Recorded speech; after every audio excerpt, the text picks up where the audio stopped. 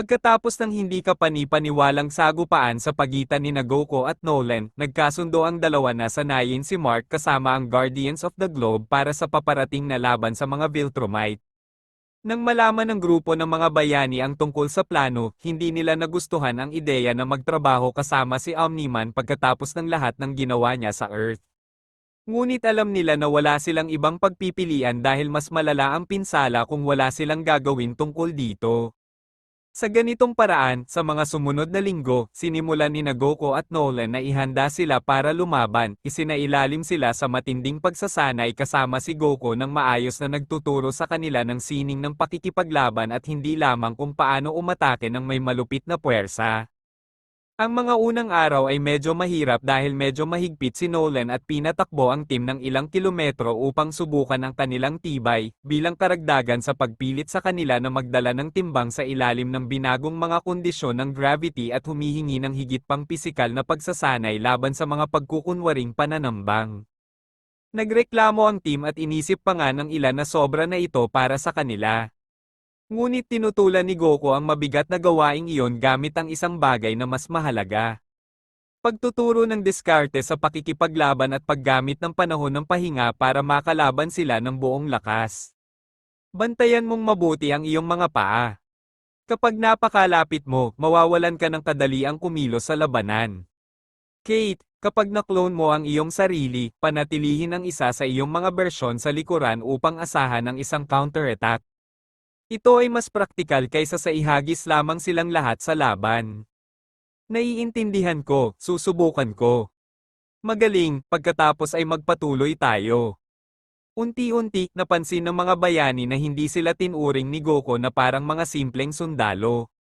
Itinuring niya sila bilang pantay-pantay at gayon din bilang mga mandirigma sa hinaharap. Bago natin ipagpatuloy, maaari kang mag-subscribe sa channel na ito upang maging updated ka sa mga susunod na videong ating ipalalabas. Bawat araw, naglalaan ng oras si Goku sa bawat bayani upang itama ang kanilang mga diskarte, na ipinapakita sa kanila kung paano basahin ang layunin sa mga mata ng isang kaaway at kung paano kontrolin ang ki sa kanilang mga katawan. Bagamat payak lamang dahil si Mark lang ang malinaw na nakakaramdam nito. Si Invincible sa kanyang bahagi ay nagpakita ng hindi kapani-paniwalang pag-unlad. Ang karanasan sa pakikipaglaban ng kanyang ama na sinamahan ng dedikasyon ni Goku ay naging isang natatanging estudyante. Araw-araw, tumaas ang kanyang bilis at bumuti ang kanyang mga reflexes kasama ang kanyang estilo ng pakikipaglaban na mula sa pabigla-bigla ay naging mas pino. Sa panahon ng mga pahinga, ang Saiyan ay nakaupo kasama ang natitirang bahagi ng team at masigasig na kumain na nagbibigay sa kanila ng maliliit na tip para sa kanilang pagsasanay. Kung ano ang hinubog ni Nolan ng may higpit, nilinaw ni Goku ng may sigasig sa bawat sesyon, tinutulungan ng iba na maunawaan ang isang bagay na higit pa sa lakas, intuwisyon, at pagbabasa ng mga galaw ng kalaban. Sa kabila ng pagkakaiba ng mga Guardians of the Globe, makikita na sila ngayon ay pinatatakbo bilang isang tunay na team, salamat sa kanilang pang-araw-araw na pagsasanay. Natutunan nilang takpan ng isa't isa, magpalit ng mga tungkulin, at magbasa ng mga pattern. Ngunit ang pinakamahalaga, nagsimula silang magtiwala ng kaunti kay Nolan, salamat sa pagtuturo ni Goku sa team. Ngunit sa lahat ng miyembro ng pangkat, mayroong isa na hindi sumang-ayon sa presensya ni Nolan. Walang iba kundi si Immortal. Nanatiling tinik sa tagiliran ni Immortal ang presensya ni Nolan. Hindi niya nakalimutan ang massacre sa mga dating Guardians of the Globe. Isang hapon, habang tahimik na nagsasanay ang iba pang team, lumapit si Immortal sa training ground kung saan nag-sparring sina Mark at Nolan.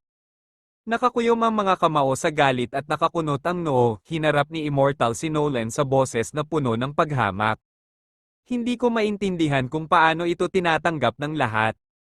Ikaw ang halimaw na pumatay ng mga mahahalagang tao at ngayon ay narito ka bilang isang tagapagturo. Tumigil si Nolan sa kanyang ginagawa at binigyan si Immortal ng kanyang atensyon, ngunit hindi nanghihina. Immortal, alam kong nagkamali ako at babayaran ko sila habang buhay. Ngunit kung mapipigilan ko ang mga Viltrumite na sirain ang mundong ito, gagawin ko, kahit na hindi mo ako patawarin. Wala akong pakialam sa iyong pagtubos sa kasalanan. Hinihintay ko na lang ang araw na mabigo ka para matapos na kita. Immortal, sa ngayon, hindi ka dapat magsanay para sa paghihiganti, ngunit upang magprotekta, dahil kung magpapakita ang mga Viltrumite at hindi ka pa handa dahil nakatali ka sa nakaraan, wala kang tutulungan. Walang sinabi si Immortal bilang tugon. Lumingon lang siya, ngunit determinado siyang magsanay ng mas mahirap kaysa dati. Ang sitwasyon ay mas komplikado dahil sa alitan, kaya wala ni isa sa mga naruroon ang nagsalita ng kahit ano tungkol dito. Mula sa kanyang command center, pinanood ni Cecil ang lahat sa mga split screen, sinusuri ang pisikal na pag-unlad ng koponan, mga pattern ng labanan, at emosyonal na mga reaksyon. Hindi ko naisip na sasabihin ko ito, ngunit si Goku ay nakakamit ng higit sa mga linggo kaysa sa naabot namin sa mga buwan. Sa kabila ng kanyang kakaiba at parang bata na pag-uugali, gumagana ang kanyang ginagawa, at pinipigilan ni Nolan ang kanyang wakas. Marahil ang kailangan nila ay hindi isang mas malakas na sandata, ngunit isang mas malaking dahilan. Ang problema ay hindi maghihintay ang mga Viltrumite. Kapag dumating sila, hindi sila magdadalawang isip na umatake, kaya hindi rin tayo dapat mag-alinlangan. Sana lang hindi manatili si Immortal sa gusot nila ni Nolan hanggang sa matapos ang lahat ng ito. Makalipas ang ilang linggo, natapos ng buong pangkat ng mga bayani ang kanilang paunang pagsasanay at nagtipon sa main field. Ang mga kasuotan na minarkahan ng pagsasanay, ilang mga bandage, pawis sa kanilang mga noo, ngunit may mga ngiti din ng kasiyahan. Si Goku at Nolan ay nakatayo sa harapan, parehong pinapanood ang team na kanilang ginawa. Lumapit si Cecil at sa kauna-unahang pagkakataon sa loob ng mahabang panahon ay wala ang kanyang karaniwang aura ng isang maaliwalas na amo. Nakakita na ako ng mga bayani at nakakita rin ako ng mga kabiguan. Ngunit ang nakikita ko ngayon sa harap ko ay isang pangkat na may kakayahang ipagtanggol ang Earth tulad ng dati. Ang Guardians of the Globe, Bulletproof, Kate, Black Samson, Shrinking Ray, Monster Girl, at maging si Immortal, ay nakinig ng tahimik. Tiningnan ni Mark sina Goku at Nolan na may halong paggalang at paghanga. Omni-Man, o dapat kong sabihing Nolan. Hindi ko makakalimutan ang ginawa mo, walang sino man dito ang maaari. Pero alam ko rin kung ano ang ginagawa mo ngayon, at bagamat hindi nito binubura ang iyong nakaraan, maaari nitong maimpluwensyahan ang ating kinabukasan. Bahagyang ibinaba ni Nolan ang kanyang tingin at mapagpakumbaba na tumango. At ikaw, Goku, hindi ko alam kung regalo ka ng kapalaran, isang aksidente sa kosmiko, o isang tao lang na napunta sa maling lugar sa maling oras, ngunit ang sigurado ay salamat sa iyo, ang pangkat na ito ay mas malakas, mas nagkakaisa, at mas handa. Napakamot si Goku sa kanyang batok, medyo nahihiya. Salamat. Ang totoo, tinulungan ko lang silang makita ang sarili nilang kapangyarihan, ipinakita ko lang sa kanila kung paano ito mapansin. Gusto kong patuloy mong sanayin sila sa paraang mayroon ka. Kapag dumating ang digmaan, ang planetang ito ay hindi susuko, hindi kasama ang mga mandirigmang ito sa ating panig. At kung hinawakan ng mga Viltrumite ang mundong ito, walang awa.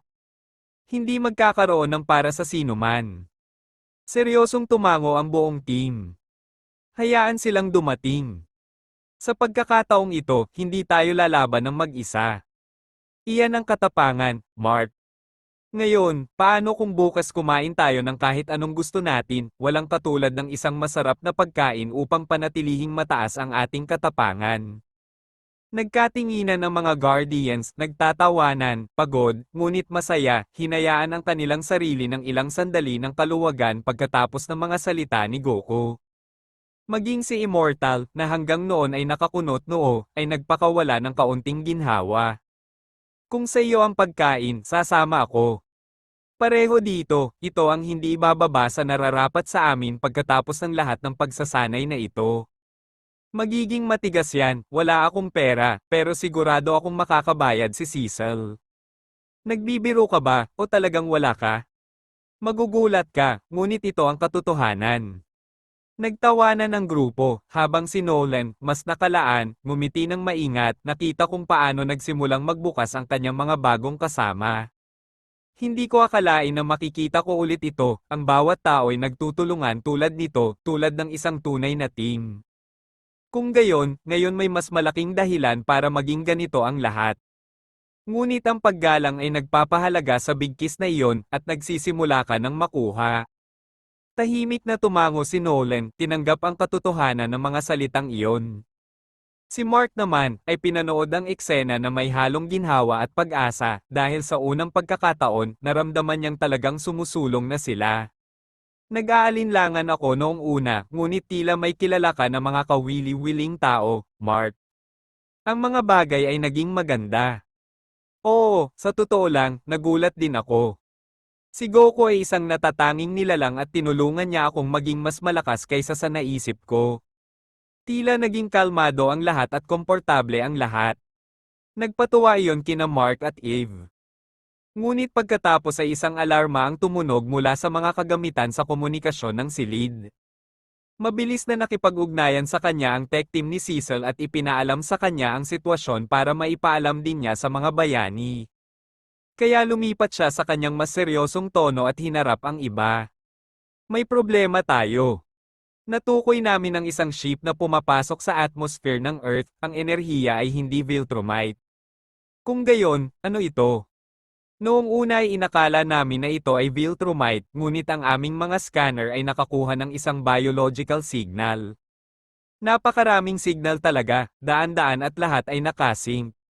Hindi pwede, bumalik ba ang mga bagay na iyon? Eksakto, Mark, tumutugma ito sa sequoid biology. Mga sequoid, hindi ba iyon ang mga parasite mula sa Mars? Oo, ang parehong mga bumubuo ng isang collection mind sa pamamagitan ng pagkontrol sa isang host. At sa kasamaang palad, isa sa mga host na iyon ay isang NASA astronaut. Ang parehong pinalitan ni Shapesmith upang makalusot sa Earth. Ano, alam mo naman na isa akong alien na nagbabago ng hugis. Siyempre ginawa ko, hindi ako magre-recruit ng isang tao sa aking team nang hindi muna nag-iimbestiga. Kaya, pananagutan mo ang ginawa mo sa astronaut na iyon, at gagabayan mo kami sa loob ng ship na iyon na alam kong pamilyar ka. Natahimik si Shapesmith sa sinabi ni Cecil, wala siyang choice kundi tumulong pagkatapos ng pinsalang idinulot niya. Sinasabi mo na ang isa sa atin ay nag-iwan ng alien na salot sa Mars at ngayon ay pupunta na sila sa Earth. Eksakto, ibig sabihin, hindi natin hahayaang maabot ng ship na iyon ang ibabaw. Kung maabot ng sequoid ang isang ecosystem na kasing populasyon ng planetang ito ay magiging digmaan at hindi ang madali nating mapanalunan.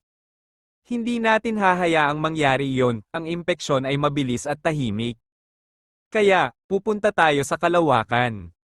Tama, mayroon kaming isang barko na handang humarang sa kanila bago sila pumasok sa orbit.